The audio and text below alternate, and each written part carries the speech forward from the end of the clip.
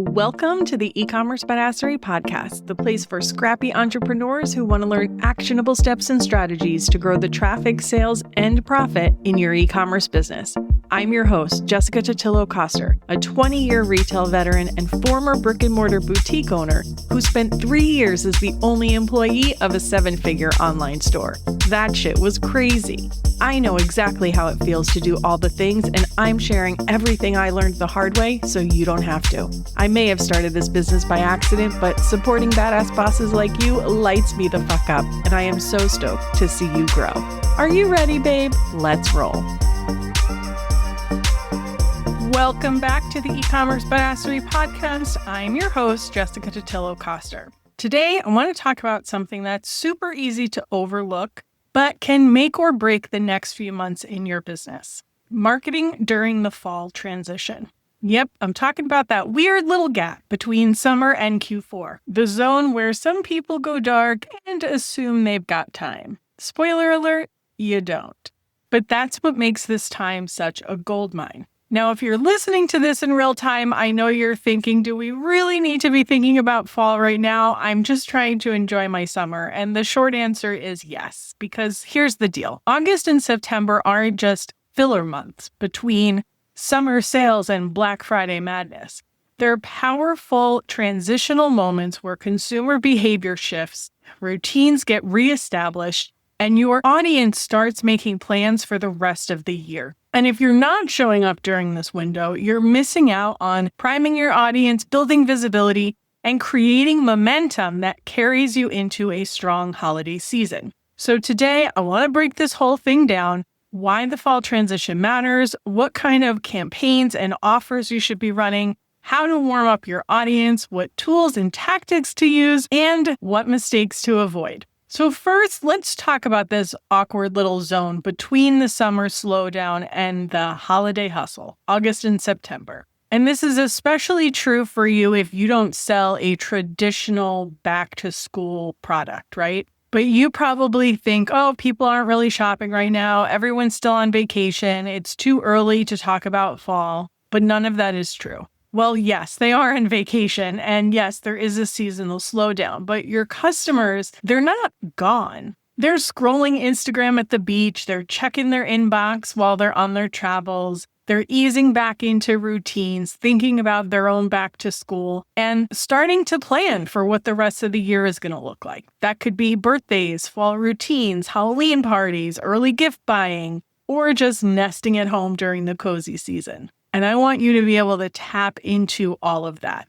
Think about August and September as your warm-up before the big Q4 performance. If you wait and don't start marketing until the end of September or October, you're walking into the biggest sales season of the year cold, hoping people will remember you. And unfortunately, they probably won't. So marketing during the fall transition helps you build awareness, reignite relationships with existing customers, gather data for smarter Q4 strategies, test messaging and offers in a low-stakes environment, and stay consistent and top of mind before the inbox flood hits. In short, it makes your life so much easier come November. You can think of it like Foreplay for Q4. And you don't necessarily have to do a full-on product launch or some big sale.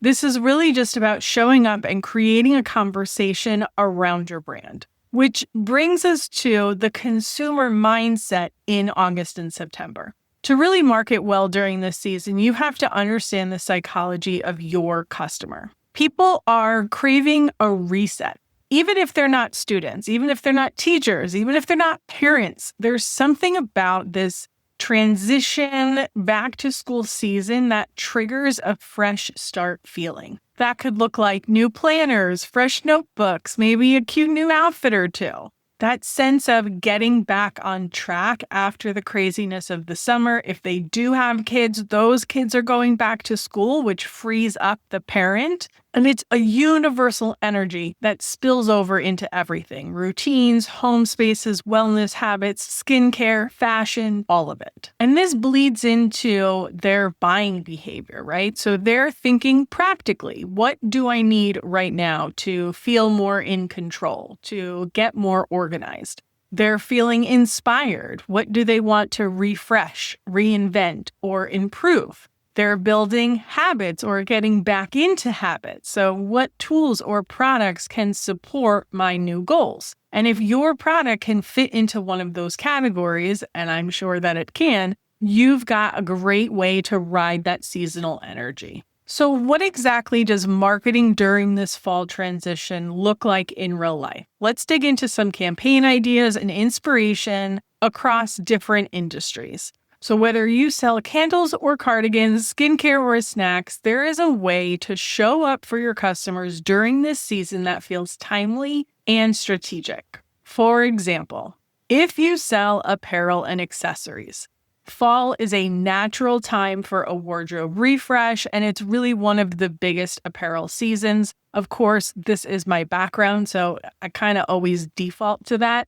But people are heading back to work, back to school. They're not quite ready to give up all of their favorite summer pieces, but maybe the weather is cooling off, so they want some transitional items to bring those summer pieces into fall, but they're also anxious for sweaters and things like that, but it's not quite cold enough to wear them.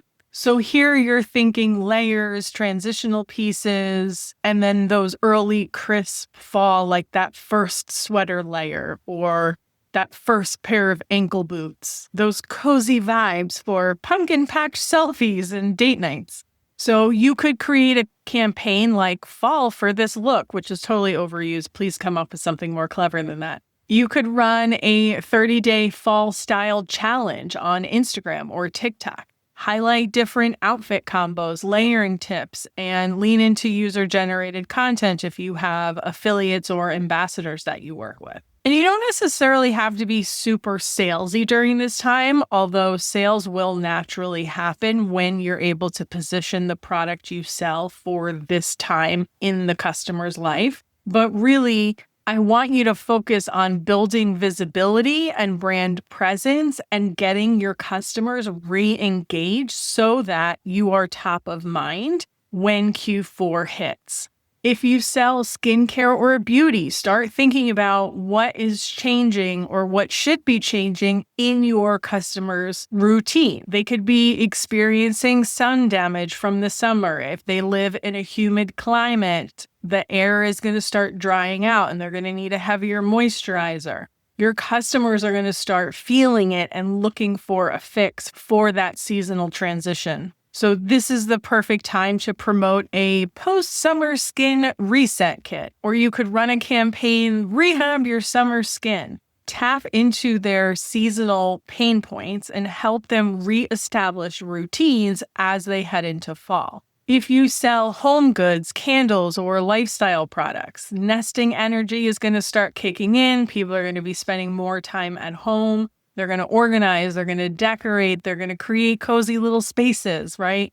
So you can do something like a cozy season starter kit where you release or feature seasonal products, certain scented candles, throw blankets, that sort of thing. If you sell food or beverage, comfort food season is here. People don't need to be in bathing suits and bikinis anymore.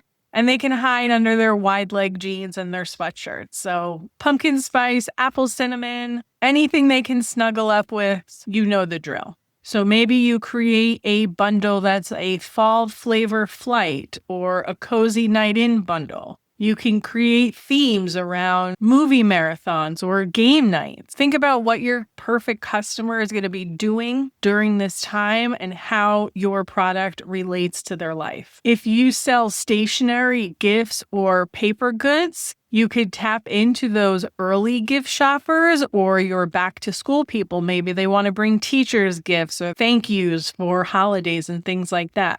Again, these don't have to be big, full-blown launches, although you can totally do that too. But really, it's just about creating touch points to re-engage your audience before the holiday begins. So if you're not quite sure how this works with your product, here are a couple of questions you can ask yourself to get the wheels turning. What is changing in your customer's life right now? Are they returning to work or school? Are they refreshing their space? Are they making new commitments? And how does your product support those changes? Does it make them feel more in control, more confident, more comfortable? What emotions are they feeling in this season? Nostalgia, excitement, overwhelm, a craving for comfort. Can you tie your product into seasonal rituals like baking, decorating, organizing, nesting and hanging out at home, or gifting? And what would make them want to reconnect with you right now? Is it a new drop? Is it a themed bundle? Or is it just a fun, unexpected educational email in their inbox? Take your answers and build a little campaign around them and give it some fun little name. Makes it easier to market. So some really lame ones that I came up with are the Cozy Comeback Collection, Pumpkin Everything Picks, September Reset Kit, Fall for This Look, the Back to You Bundle. Ultimately, your goal is just to position your product for how your customer is thinking and feeling right now. And we have talked about this on the podcast before. I think last time it was in regard to summer. I'll stick a link in the show notes for that episode because I don't remember which one it is off the top of my head. But remember that your customer is not necessarily thinking of how your product maps to every single thing in their life. It is your job to market it to them that way. All right, so let's talk a little bit about execution and planning your fall content calendar, because ideas are great, but we know that if we don't execute it and execute it well and consistent, it's not going to do us any good.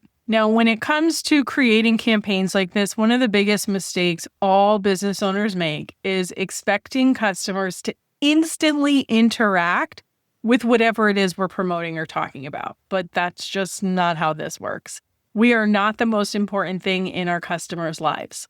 And we have to keep showing up and talking about what we have to sell. While it feels like a lot to you because you're on email and social and probably multiple platforms and sending multiple emails per week or per month, each individual customer is only seeing a fraction of what you're sending or posting. So to them, it's barely a handful of mentions. Maybe they see it twice. And then the people who do see everything you post, the ones that you are so afraid to annoy, which honestly is little to no one. But even if you do have people in your audience who see it all, they are your diehard fans and customers. They're engaging with you so much that the algorithms are showing them all of your content, so they don't care. And if it's not a message that they want to hear right now, or if they've already seen it, or if they've already taken action on it, they're just going to tune it out. So don't stress about those people. So what does this look like in practice? Your best bet is to plan for a 6-ish week window. So that gives you 2 weeks of warm up, 2 weeks of launching, and 2 weeks of post-launch. That doesn't necessarily mean that all you're talking about is fall, whether it's a new product you're releasing or your best fall items. Like, you're still going to sprinkle in best sellers and any standard brand content you talk about, but it ensures that your audience has enough time to get engaged and take action on whatever it is you want them to do, whether it is a new product drop, a bundle, a sale, whatever. So for the first 2 weeks, you're really going to focus on re-engagement, which you can do with teaser and behind the scenes content. So whatever it is you're promoting, we want to tease those things. Weeks 3 and 4 are where you're really focusing on whatever thing you're promoting. So whether it's a curation of your product, new products, bundle, doesn't matter. Those 2 weeks, this is like your offer is live time where you're just going to be talking about that. And then weeks 5 and 6, this is kind of the post-launch, but you still want to be talking about the same thing. So this is where you can share early responses that you're getting from customers who really loved the items that they bought. You can start pointing out what some of those favorites were. Let's say you have a curation of products, or maybe you launched a new collection. And so this is where you can start highlighting what those best sellers were for people. And then if you're getting any social proof, so maybe people are posting on social, they're leaving reviews, that sort of thing, you can share that here too. So it just gives you the opportunity to continue talking about whatever it is you're promoting. So over those weeks, you're going to be talking about that same thing in email and on social, wherever it is that you show up to market your business. Lounge members, access Launch Badassery in your course hub for more specific details on executing a campaign like this. Even if you don't bother with building an early access list, there's still a content calendar in there that walks you through how to build excitement, go live with your offer, etc. Now, when it comes to your emails, there are a ton of different ways you can tackle this, and it's totally going to depend on your product, your business.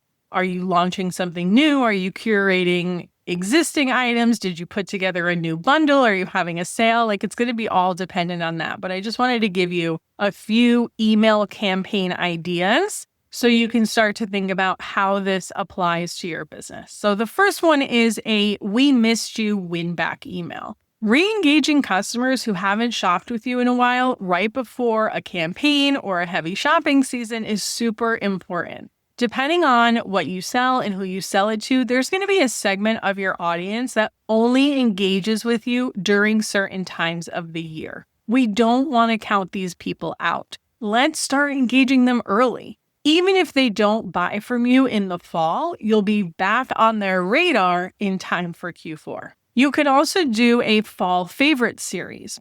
As we've been discussing, you want to show your customer how your product fits into this season of their life. Creating dedicated emails and content around this topic is the best way to present this information. And depending on your product assortment, you could either do a dedicated email for each product, you could do it by category, or you can create curations of products from within your assortment. You can also lean into the idea of getting back to routine, self-care, etc. This can usually be super powerful for moms, right? Because when the kids go back to school, it frees her up too, and she gets a little bit of her own time back. But you don't want to just send a one-off email that talks about how hey, here's how to get back to your routine, right? Because they might not see it. So instead, you could create a mini challenge that people can do over a few days or even a few weeks, depending upon what makes sense for your brand.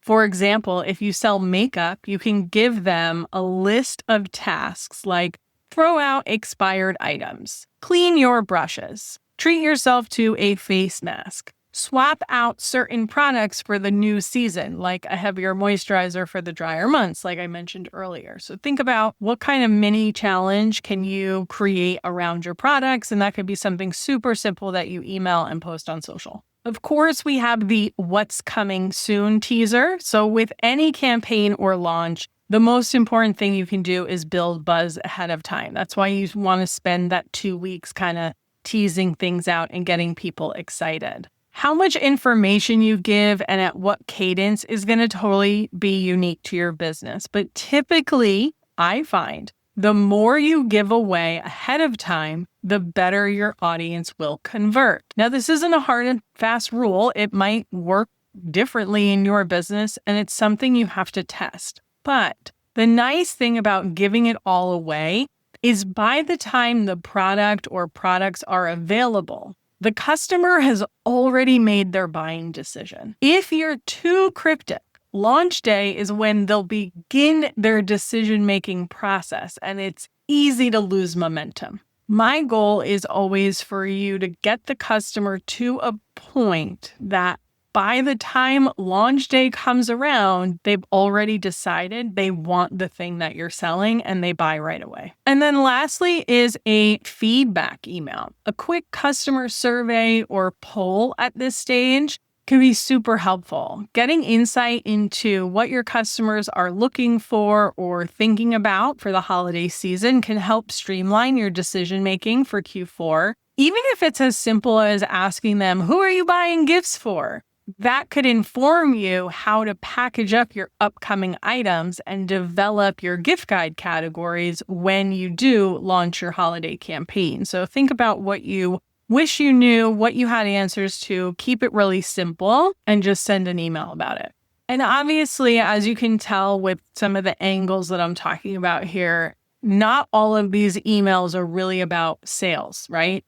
They're about touch points. It's rebuilding the habit of this customer engaging with your brand. It's rebuilding the habit of you showing up, right? Because when Q4 rolls around and people's inboxes start getting flooded, you are someone that they've already been engaging with for the past couple of months, and they're naturally going to be drawn to you as someone they recognize and trust. Okay, so that's the general campaign strategy and some email ideas for you. Let's talk about social media. If you are using social media in your business, your number one goal during this time should be engagement. You want people paying attention to you again, because the more they engage with your brand now through comments, saves, shares, and replies, the more the algorithm will reward you later. So instead of just posting for the sake of posting and staying consistent, I want you to really think about content that invites participation and engagement. So what does that look like?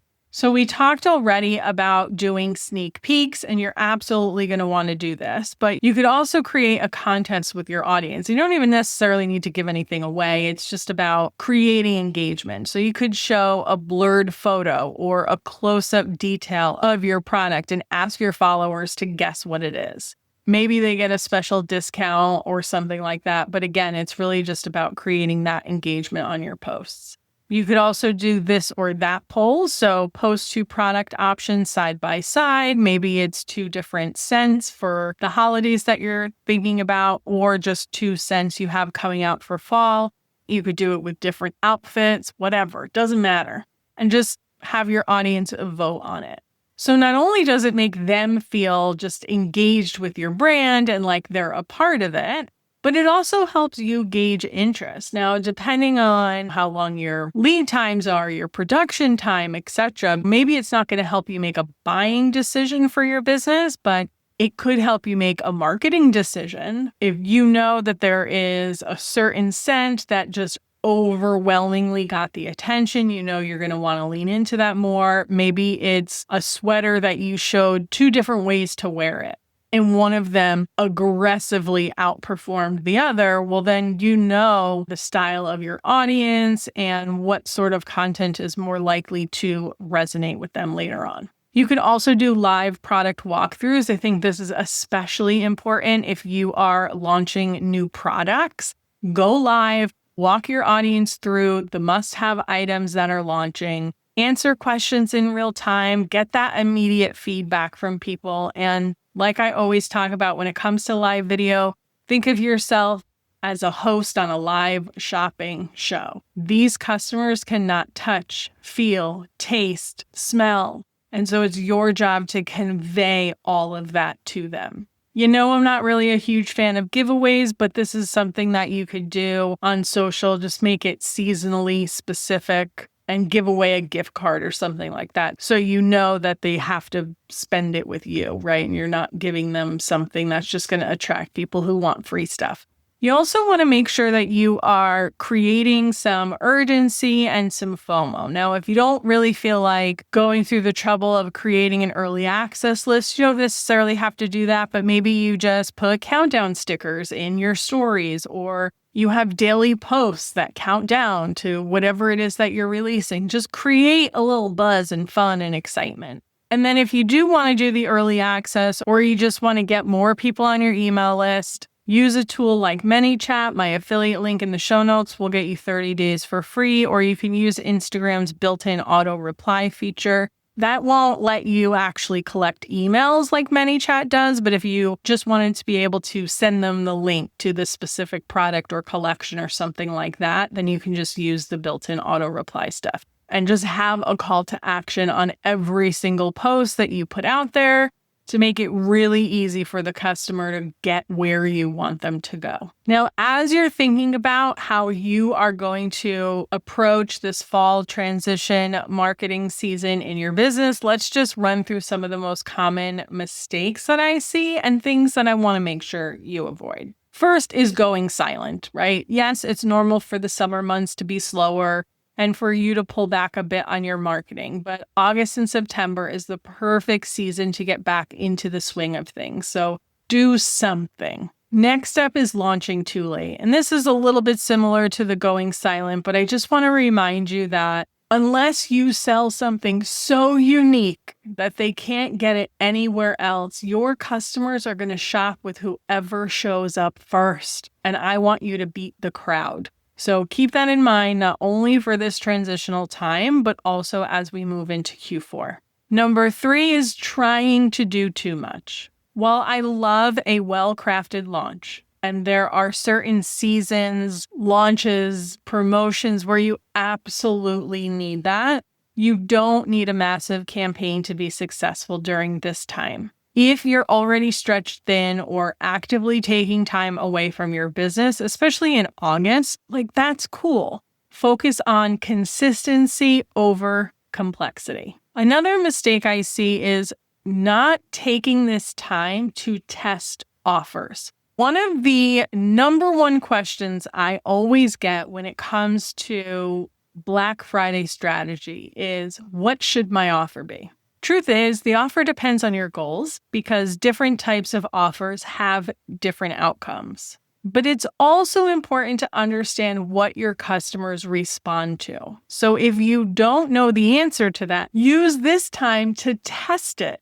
and see, is it a straight discount? Is it a bundle? Is it a buy more, save more? Is it a free shipping offer? Test those things out and see what happens. The one thing I always want you to be thinking about when you're analyzing how did a specific offer, sale, promotion, whatever, how did it perform? I want to make sure that you actually have net new sales versus just giving money away. And I talk about this probably in every episode that I talk about Q4 because I talk about promotions and what they do a lot. But sometimes what happens, and you see this mostly when you're offering a straight discount, a straight site-wide discount, right? People just come, they buy the best of the best, and it's things they would have paid full price for. And you don't earn enough extra revenue to make up for the profit difference. And so you either end up actually making less money or breaking even. And so you really just gave money away. What I want to see is that you saw such a lift in revenue that you actually brought home more profit dollars. And so as you're testing offers, that's what you want to be looking at. And then lastly, ignoring data. You know I love me some data, right? So as you're ramping up your marketing, this is the perfect time to watch those numbers and get a sense of what is and isn't working. Look at your email metrics, your conversion rates, what products are trending, what promotions are working, right? Because all of those data points can help inform the decisions you make come the holiday season. All right, so that was kind of a lot, but you're still here listening, so I know you're ready to take action. So let's do a quick little recap here. August and September, they are your Q4 warm-up. Your audience is craving a reset. Show them how your product supports that. You don't necessarily need new stuff. If you have it, awesome, but don't create a collection just for this. You just need fresh positioning and storytelling. Be consistent with your content and focus on re-engagement. And then test and learn now so you can crush it in Q4. And if you want more ongoing support and feedback in your business, come join me inside the lounge. It's the perfect place for you to get a handle on your marketing focus, your data, and to have me help you hash out your marketing plans. Go to eCommerceBadassery.com/membership for all the details. And that, my friends, is a wrap on this week's episode. If you weren't necessarily planning to do anything special, remember that you can kind of half-ass this and still do okay. It's not necessarily about a big splashy sales campaign that makes you a ton of money. It's just about reconnecting with your customer and getting them to pay attention to you. So if you're listening to this and you're thinking, oh shit, Jessica, why didn't you tell me about this sooner? I want to take some of that pressure off. You don't necessarily need to do more marketing, but maybe you're just going to shift the way you market and the things you talk about and the way you position your product, etc., to get those people re-engaged. Okay? No stress. And on that note, I'm out. Thanks so much for hanging out with me today, and I'll see you on the flip side. Thank you so much for listening to today's episode. If you want to learn more about growing your e-commerce business, get started with my free resource library at ecommercebadassery.com/free stuff and get an invite to the Lounge, my e-commerce marketing membership. When you're ready for one-on-one support, apply to work with me at ecommercebadassery.com/apply. Before you go, would you do me a quick favor? Leave a rating and review and tap that follow button. This pushes me up the chart so I can support more scrappy e-commerce entrepreneurs just like you. I'm on a mission to reach as many as I can, and I could really use your help. Thanks so much in advance. Until next time, e-commerce friend, stay badass.